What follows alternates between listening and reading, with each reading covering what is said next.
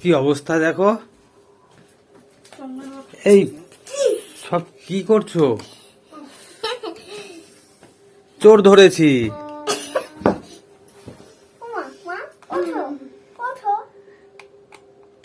রাত 12টা বাজে না 2টো? কটা বাজে?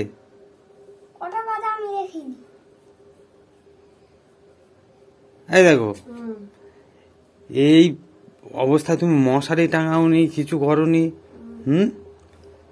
আর এটা তো ঘুমাচ্ছে না। আমি বলেছি না একে এক ঘুম পাড়াবে আর এক যা ভালোবাসে সেটা করতে দেবে। হ্যাঁ,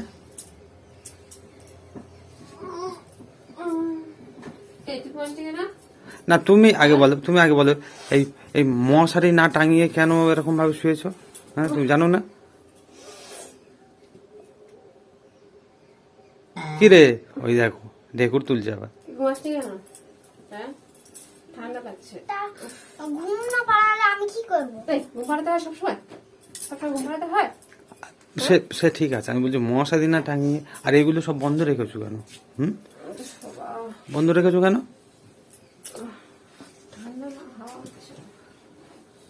ওরকম এক ঘুমোলে তখন শোবে, হ্যাঁ, তা না হলে শোবে না। ওতে কি হয়?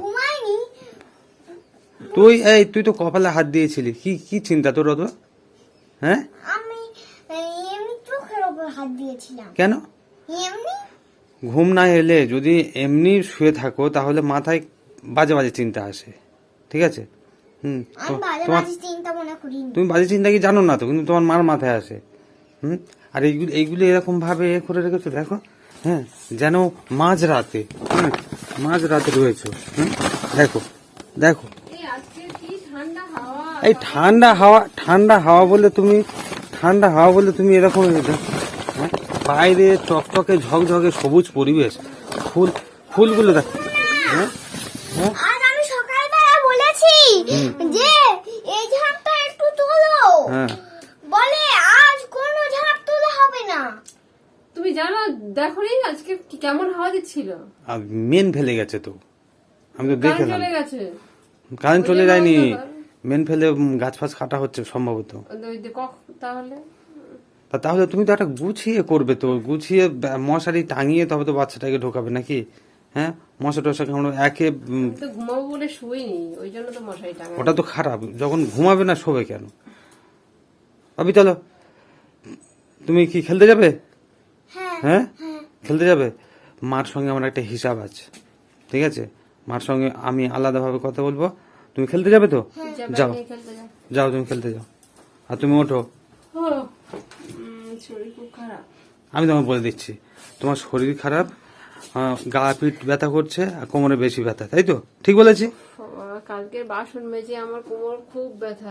না, আমি ঠিক বলেছি তো, বলেছি তো। ঠিক বলেছো, সত্যি ওটা ঠিক বলেছো কি? তাহলে দেখো, শুধু শুধু দেখো, ঘরে জ্যোতিষী আছে তুমি। হ্যাঁ হ্যাঁ বাবা,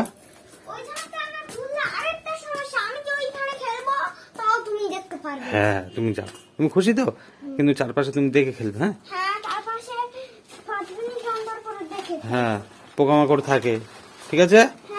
যাও, অসুবিধা হলে ডাকবে, আমরা ছাদে আছি।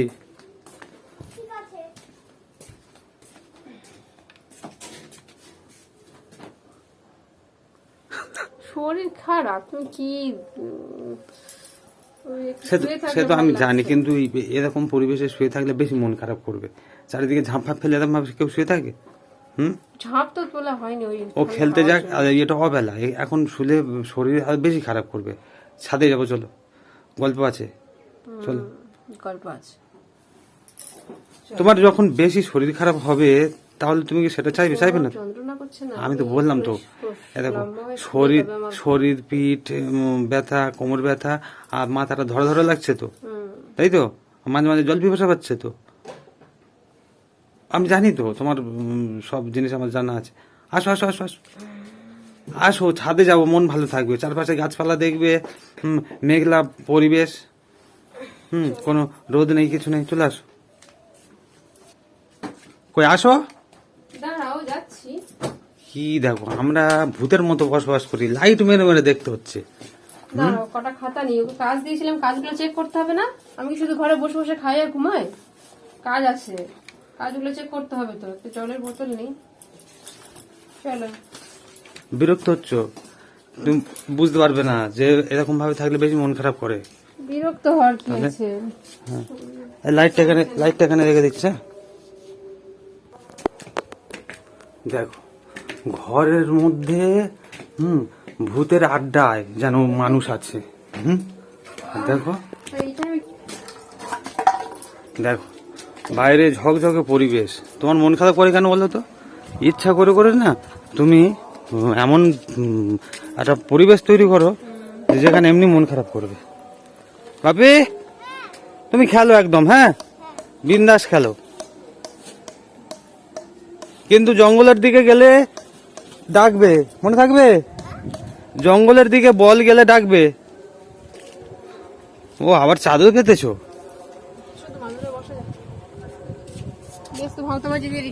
হ্যাঁ বেশ তো ভাওতাবাজি দিয়ে ডেকে আনলে। কাকে ভাওতাবাজি দিলাম? আমাকে? আবার কাকে? তোমাকে ভাওতাবাজি দিয়ে ডেকে আনলাম? হ্যাঁ। আমার স্বার্থ কি জানি। উফ অনেকক্ষণ ধরে দাঁড়িয়ে দাঁড়িয়ে এবারে কোমরটা একটু শান্তি পেল। আর তোমার ঘরে থেকে থেকে তোমার কোমর ব্যথা করে হয়।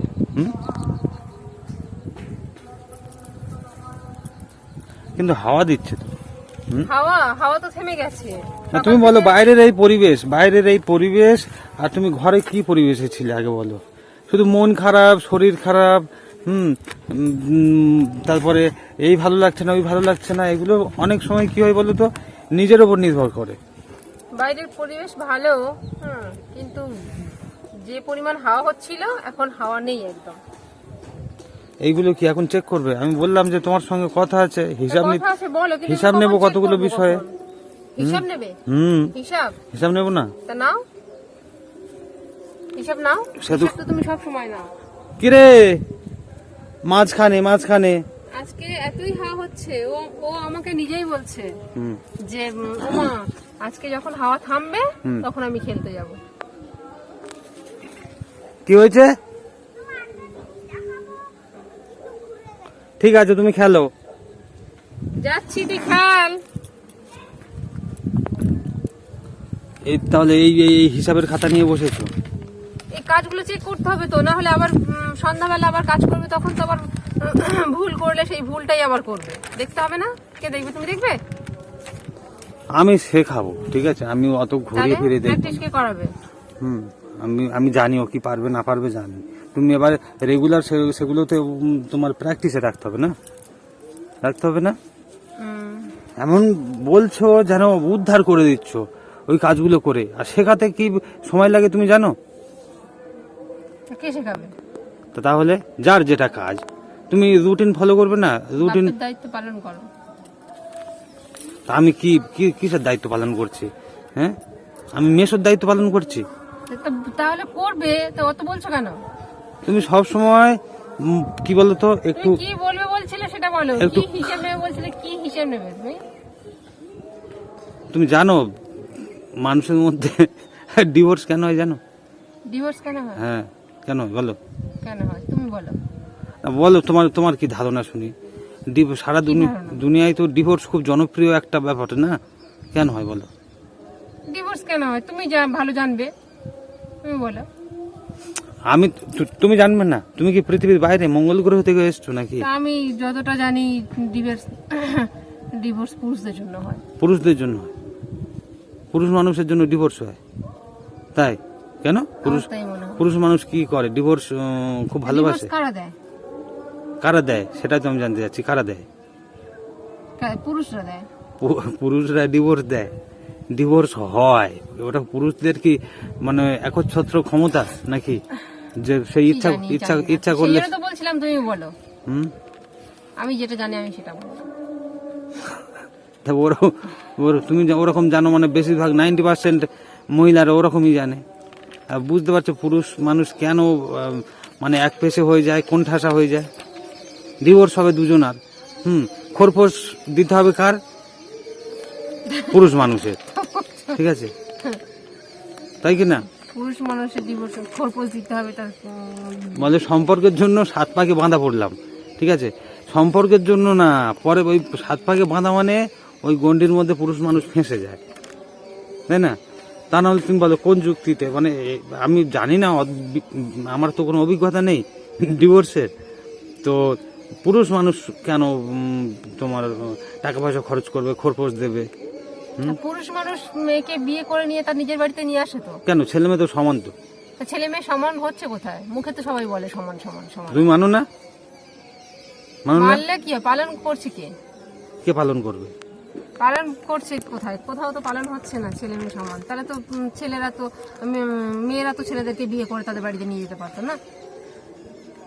তো এবার সেই সাবেকি অনেক লাইন চলে আসবে, তাহলে সাবেক ওই আর তোমার আমি বর্তমানে একটা খুব মারাত্মক আর নিষ্ঠুর নৃশংস যাই বলো না কেন, আমি তোমার একটা কাহিনী শোনাচ্ছি, ঠিক আছে?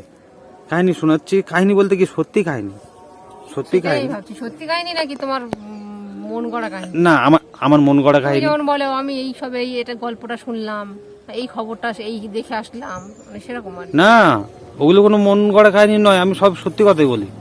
মন গড়া কাহিনী সবসময় বলা যায় নাকি? তবে গল্পটা কেমন করে বলবো তুমি বুঝতে পারবে, তোমার ধৈর্য আছে? গল্প বললে আবার শোনা ধৈর্য থাকবে না? গল্পটা শুধু গল্প না, শুরু করো এটা দেখি। এটা হচ্ছে একদম কি বলতো বাস্তব সত্যি কাহিনী, মানে যেটা আমি তোমাকে বলি যে বেশি ইন্টারনেট ঘেঁটো না বা মোবাইল টোবাইল দেখো না, কিন্তু ঘটনাটা শোনার পরে দেখার পরে আমি বিভিন্ন মাধ্যমে দেখেছি, দেখার পরে কি বলতো আমি নিজে নিজে মানে কি বলবো, মানে সেটা ভুলতে পারিনি, সেটা আমার মনে দাগ কেটে আছে। আর ঘটনাটা খুবই মারাত্মক ঘটনা, মানে এই যা মধ্যে যা, মারাত্মক ঘটনা। ঘটনাটা হচ্ছে এই যে আমি সহজ করে বলছি, ঠিক আছে? সহজ করে বলছি। কলকাতার একটা মহিলা, অ্যারাউন্ড 41 এরকম এজ হবে, তা সেই মহিলাটা ইঞ্জিনিয়ার পাস আউট, ঠিক আছে? তো ব্যাঙ্গালোরে চলে যায় সেখানে কেরিয়ার গড়ার জন্য। তো এখন বর্তমানে তার 40-41 বছর বয়স হবে সম্ভবত। তা ব্যাঙ্গালোরে যাবার পরে এবং সেখানে যে গিয়েছিল, তো সেখানে গিয়ে বিভিন্ন কোম্পানিতে কাজ করে, ঠিক আছে? বিভিন্ন কোম্পানিতে কাজ করে বলতে কি চাকরি করে আর কি, যাতা কাজ নয়। এবং তোমার কি বলছিলাম, হ্যাঁ, ইঞ্জিনিয়ার পাস আউট মানে কি শিক্ষিতা মহিলা, ঠিক আছে? শিক্ষিত হ্যাঁ, শিক্ষিতা মহিলা, এবং ওখানে 12 বছর কাটায়, ঠিক আছে? বর্তমানে 40-41 বছর বয়স, ওখানে 12 বছর কাটায়, এবং সোজা কথা হচ্ছে কোটিপতি একজন মহিলা, ঠিক আছে? ইঞ্জিনিয়ারিং পড়াশোনা করেছে মানে নিশ্চয়ই অবস্থাপন্ন ফ্যামিলি থেকে, না? হ্যাঁ, অবস্থাপন্ন ফ্যামিলি থেকে। মহিলাটার নাম হচ্ছে সূচনা শেঠ, সূচনা, ঠিক আছে? সূচনা শেঠ। হ্যাঁ, সূচনা শেঠ। আচ্ছা, মহিলাটা ওখানে যে কেরিয়ার গড়তে চেয়েছিল, একের পর এক মানে কর্মস্থান চেঞ্জ করে, হ্যাঁ, এবং নিজের কেরিয়ারে অনেকটা উন্নতির জায়গায় পৌঁছে যায় আর কি। তো বর্তমানে যেটা করছিল যে এআই টেকনোলজি এসছে না, তো এআই টেকনোলজির সারা পৃথিবীতে যতজন মোটামুটি উচ্চপদস্থ কর্মচারী বা উচ্চপদস্থ লেভেলের রয়েছে, তার মধ্যে উনি নাকি একজন, ঠিক আছে? এবং বর্তমানে কোটিপতি। কিন্তু বর্তমানটা বলে দিলাম, এবারে ঘটনাটা যাচ্ছে যে বিয়ে হয়ে গেছিল যার সঙ্গে, তিনিও বিজনেসম্যান, ঠিক আছে? কি ভেঙ্কট রামন সামথিং এরকম নাম। তো ব্যাঙ্গালোরে মানে মহিলাটা নিজেও কোটিপতি ফ্যামিলি থেকে, আর বিয়ে হয়েছে বিজনেসম্যানের সাথে। হ্যাঁ, মানে অবস্থা খুবই ভালো, খুবই ভালো। কোটিপতি ফ্যামিলি থেকে কি জানি না, তবে মোটামুটি তো ভালো ফ্যামিলি থেকে, তা নাহলে নাহলে ইঞ্জিনিয়ারিং পড়াশোনা পড়ছে। তো করতে পারে কিন্তু না। বর্তমানে তিনি ছিলেন নিজে কোটিপতি, মানে এখনো আছেন কোটিপতি আর কি। তা ঘটনাটাই এবার ঢুকছি, ওটাই মোটামুটি একটা ভূমিকা দেওয়া হয়ে গেল। ঘটনাটা হচ্ছে এই যে দক্ষিণ ভারতীয় এক বিজনেসম্যানের সঙ্গে তার বিয়ে হয়, তাদের 4 বছরের একটা বাচ্চা হয়, ঠিক আছে? মানে 4 বছরের বাচ্চা হয়নি, মানে বাচ্চাটা বর্তমান বয়স 4 বছর ছিল আর কি। এখন বয়স 4 বছর। তা আরো একটু যদি ব্যাকে যাও, যে তাদের সম্পর্ক ভালো চলছিল না, যে কারণে কি করে মহিলাটা অ্যালিগেশন আনে যে তার বর তাকে মারধর করে, সামথিং যেগুলো মেয়েরা মিথ্যা করেও বলে।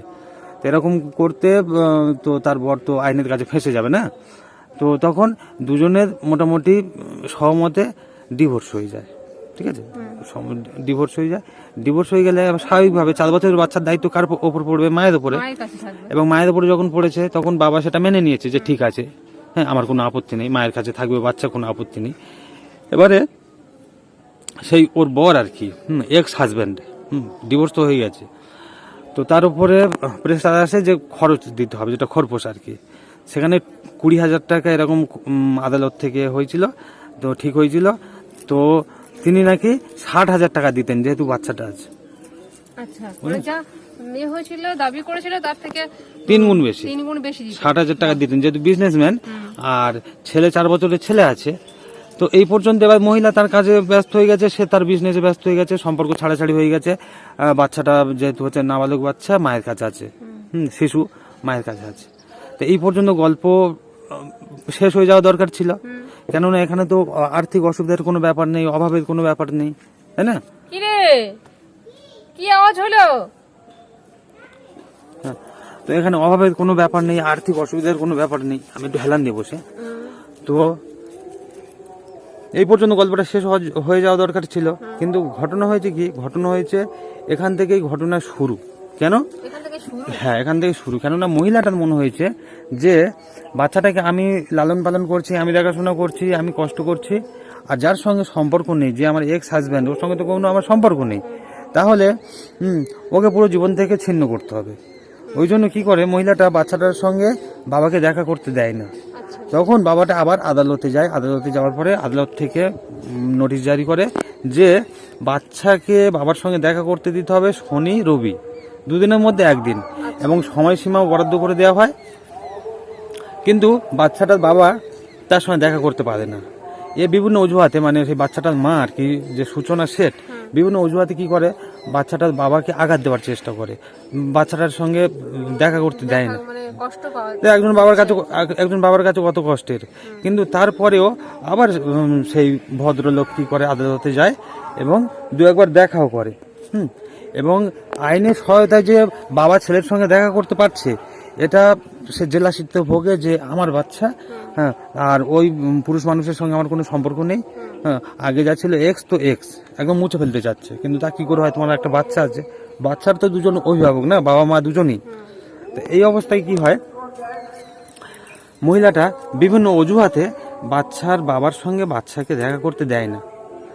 এবারে বাচ্চা কি হয়, এবার বাচ্চাটা যখন মায়ের কাছে থাকে তখন সে কি করে, মাকে বলে যে মা, বাবাকে একটু ফোনে কথা বলাও, বাবার সঙ্গে বাবার কাছে একটু ফোন করো, মা আজকে কি বার, বাবা কবে আসবে, ঠিক আছে, রবিবার। হ্যাঁ, সে রবিবারের জন্য অপেক্ষা করে।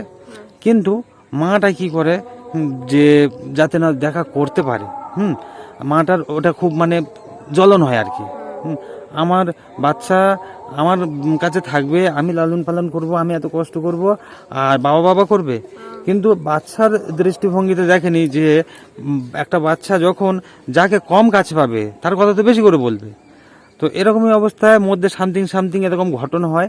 কিন্তু যেটা মারাত্মক ব্যাপার হয় এই, যে বাচ্চাটার মাটা বাচ্চাটাকে নিয়ে গোয়াতে চলে যায়, গোয়া, ঠিক আছে, গোয়াতে চলে যায় বেড়াতে, একটু আবহাওয়া পরিবর্তনের জন্য। এবং যেহেতু উনি বিজনেসম্যান ছিলেন, হয়তো অন্য কোনো দরকার ছিল, তো সেখানে গিয়ে একটা নামকরা হোটেল ওঠার পরে সেখানে কয়েকদিন ছিল। এবার সঙ্গে একটা বাচ্চা থাকলে হোটেলের যারা বয় টয় থাকে তারা দেখে না, যে ফুটফুটে একটা বাচ্চা হেঁটে খেলে বেড়াচ্ছে, তো তাদের একটা নজরে পড়ে। তা ওখানে 4 দিন না কদিন থেকে হঠাৎই কি করে মহিলাটা হোটেলের কোনো বয়কে বা হোটেলের কোনো কর্মচারীকে বলে যে এই মুহূর্তে আমার একটা গাড়ি ঠিক করে দাও, ঠিক আছে, ট্যাক্সি ক্যাব টাইপের কিছু ঠিক করে দাও, আমি এই মুহূর্তে যাব। তো এর স্ট্যাটাস দেখে তখন সেই হোটেলের কর্মচারী জানায় যে ম্যাডাম, আপনি কেন ট্যাক্সিতে যাবেন, ক্যাবে কেন যাবেন, আপনার ভাড়াও বেশি পড়বে আর সময়ও লাগবে, আর তাছাড়া খুব তো সহজ ব্যাপার হচ্ছে প্লেনে, আপনি তো প্লেনে এসছেন, তো প্লেনে যাবেন না। হ্যাঁ, তখন বলছে যে তোমাকে যেটা বলা হচ্ছে সেটা করো, এই মুহূর্তে আমাকে বেরোতে হবে, প্লেনে অ্যারেঞ্জমেন্ট করতে গেলে আমার বেশি দেরি হয়ে যাবে। হ্যাঁ, তো সে এবারে হোটেলের সঙ্গে যে সমস্ত গাড়ি চুক্তি থাকে আর কি, ওদের কমিশন সেট থাকে না, তো সেরকম একজনকে ডেকেছে, একজনকে ডাকার পরে যাক গে, তুমি খেলো, আমি একটু পরে গিয়ে সব তুলে নেব, তুমি খেলা করো, ঠিক আছে। ভুলে গেছে, আজকে এক্ষুনি তুলে দিচ্ছি, যাচ্ছি। তার ডাকার পরে একটা ট্যাক্সিওয়ালা আসে এবং তার ট্যাক্সিতে করে যায়, ঠিক আছে, তার ট্যাক্সিতে করে যায়, বেরিয়ে গেছে। এবার হোটেলে রুম পরিষ্কার করতে গিয়ে হোটেলে এক কর্মচারী দেখতে পাচ্ছে সেখানে রক্ত, ঠিক আছে, রক্ত দেখতে হবে। রক্ত দেখতে পেয়ে তখন কি করে, ম্যানেজারকে জানায় এবং ম্যানেজার পুলিশকে ফোন করে, এবং পুলিশ যখন ঘটনাটা শোনে আর কি, তখন এবার কোনো হোটেলে থাকলে তখন পরিচয়পত্র ফোন নাম্বার দিয়ে থাকতে হয়তো, হ্যাঁ, তখন মহিলার ফোন নাম্বারটা দেয়, মহিলার ফোন নাম্বারে কি করে পুলিশ ফোন করে, ঠিক আছে, ফোন করে জিজ্ঞাসা করে যে ম্যাডাম আপনি এরকম চলে গেছেন এই ব্যাপার তো, কোনো সমস্যা কোনো কিছু হয়েছে, হ্যাঁ, আপনার এরকম যে রুমে ছিলেন সেখানে রক্তের ছিটে পাওয়া গেছে। তখন মহিলাটা একটু অজুহাত দেয়, হ্যাঁ, যে ও একটা মেলি ব্যাপার, হ্যাঁ, ওর জন্য আমি সরি। তো পুলিশ আর কোনো গুরুত্ব দেয়নি। কিন্তু হোটেলের সেই কর্মচারীটা কি করে, এই একটা আশঙ্কা প্রকাশ করে যে আমি যখনই দেখেছি বাচ্চাটাকে নিয়ে মা ঢুকেছে, কিন্তু যখন মা যায় তখন বাচ্চাটা সঙ্গে ছিল না, বাচ্চাটার সঙ্গে ছিল। হ্যাঁ, তখন আবার হোটেলের ম্যানেজার কি করে, আবার পুলিশকে যোগাযোগ করে ঘটনাটা জানায়। তো পুলিশ আবার কি করে, মহিলাটাকে ফোন করে। মহিলা তখন কিন্তু ট্যাক্সিতে যাচ্ছে, কেননা গোয়া থেকে ব্যাঙ্গালোরে যেতে 9 ঘন্টা সময় লাগে আর কি। তো আবার কি করে, পুলিশ ফোন করে মহিলাটাকে ফোন করার পরে মহিলাটা জানায় যে হ্যাঁ ঠিকই বলেছেন, আমার কাছে বাচ্চা ছিল, কিন্তু ওখানে আমার এক পরিচিত ছিল, তার কাছে আমি বাচ্চাটাকে রেখে দিয়ে এসেছি। আমি তো একজন বিজনেসম্যান, তো আমি বিজনেসের জন্য ভিন্ন জায়গায় চলে যাচ্ছি, আমার বাচ্চা আমার ঠিক আছে, আপনাদের চিন্তা করতে হবে না।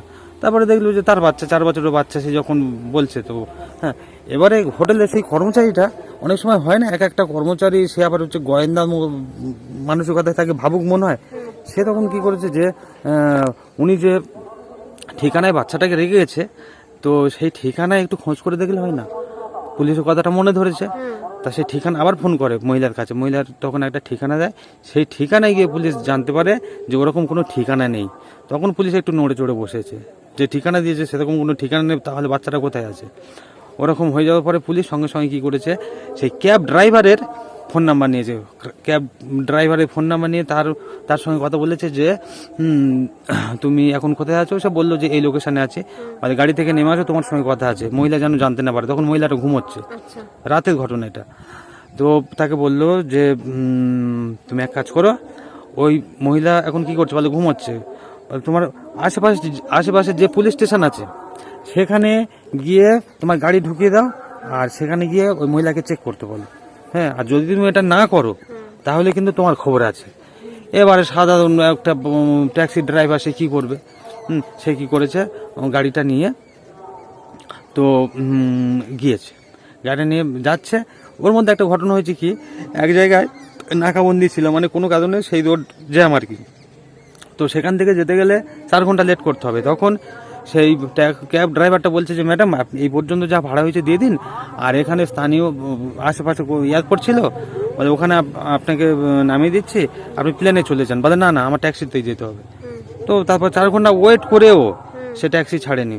তারপরে যখন পুলিশ স্টেশনে গিয়ে গাড়ি ঢুকিয়েছে, তার তো টেনশন হয়ে গেছে যে পুলিশ থেকে ফোন করছে, পুলিশ স্টেশনে গাড়ি ঢুকিয়ে ওই মহিলাটাকে চেক করাতে বলছে।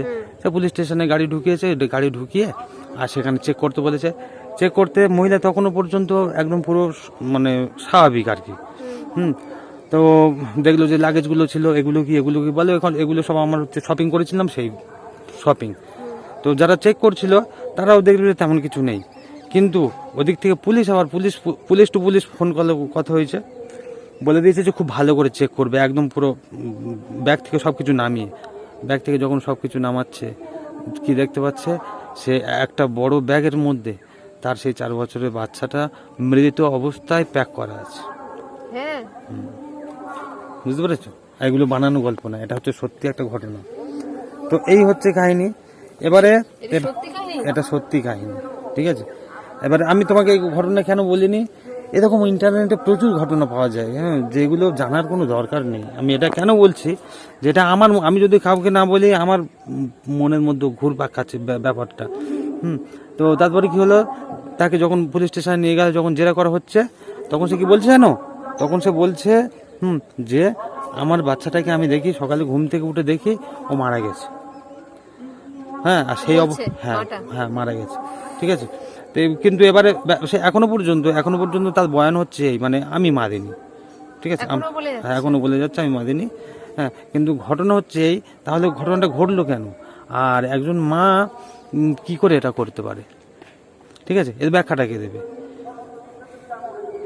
মনে রাখবে, সে এআই টেকনোলজি বেসড কোম্পানির সিইও বা সামথিং এরকম কিছু, মানে একটা ভালো পদে আছে, যে কোটিপতি, হয় এটা যে কোটিপতি, ঠিক আছে। কি করে সম্ভব? একটা মা হয়ে বাবার সঙ্গে দেখা করতে দেবে না, এটা কি করে সম্ভব?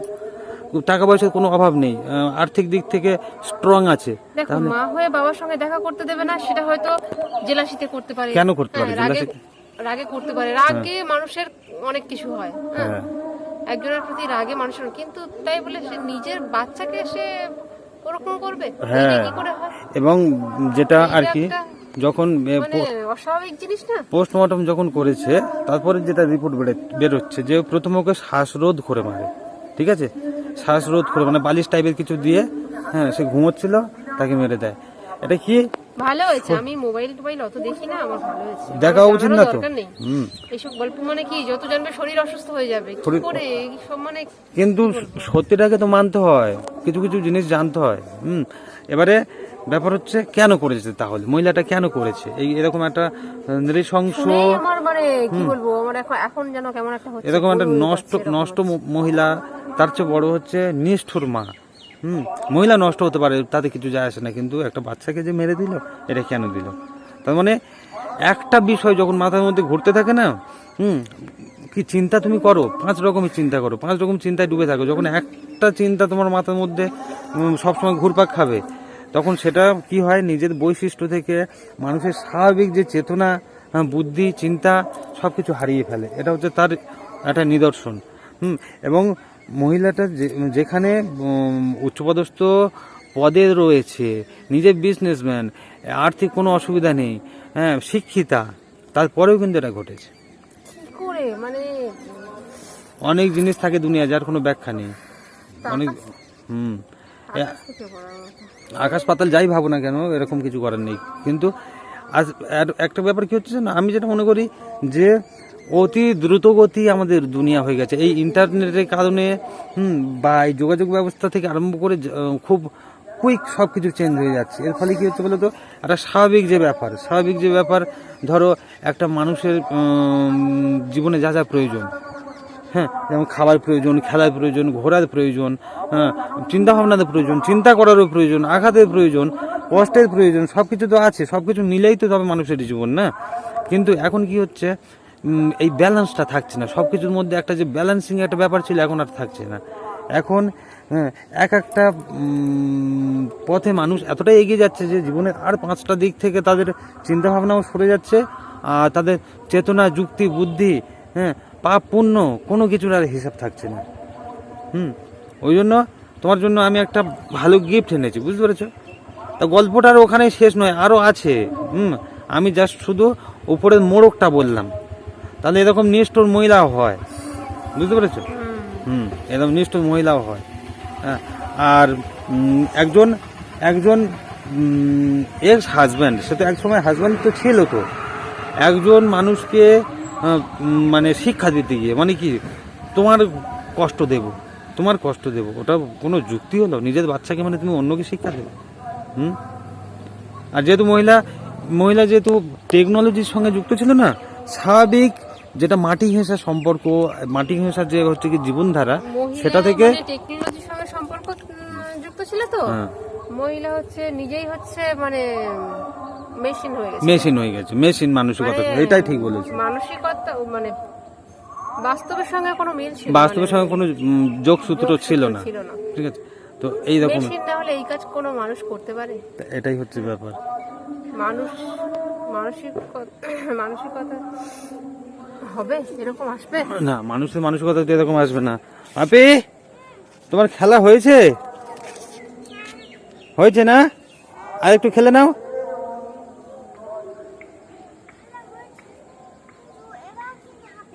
হাঁপিয়ে গেছো? তাহলে সব গুছিয়ে নাও, বুঝলে? তাই এই হচ্ছে কিছু কিছু মেয়েরা থাকে যাদের কারনামা এরকম। এখন তো মনে হচ্ছে আমি বানিয়ে বলছি। বিশ্বাস হচ্ছে না। এবার তুমি তুমি ভেবে দেখবে, তোমার বিশ্বাস হবে। হ্যাঁ, কেননা এটা বানিয়ে বলার মতো ঘটনা নয়। বানিয়ে বলার মতো ঘটনা কি? আমার আমার আমার ফোন কই? হ্যাঁ, আমার ফোন কই?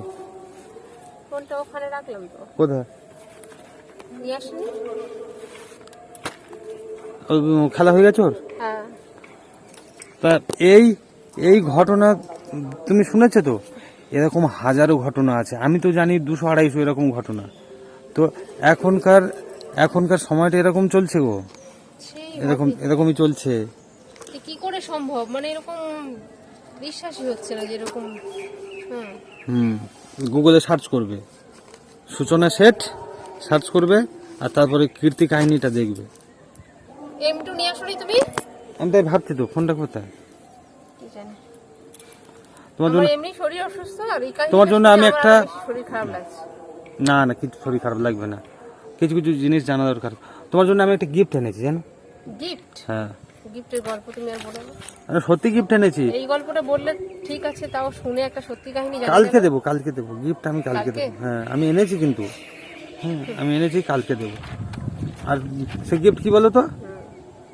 বিশ্বাস হচ্ছে না? আমি বিশ্বাস অবিশ্বাস অবাক কোনো কিছুই হচ্ছে না। কালকে আমি দেবো।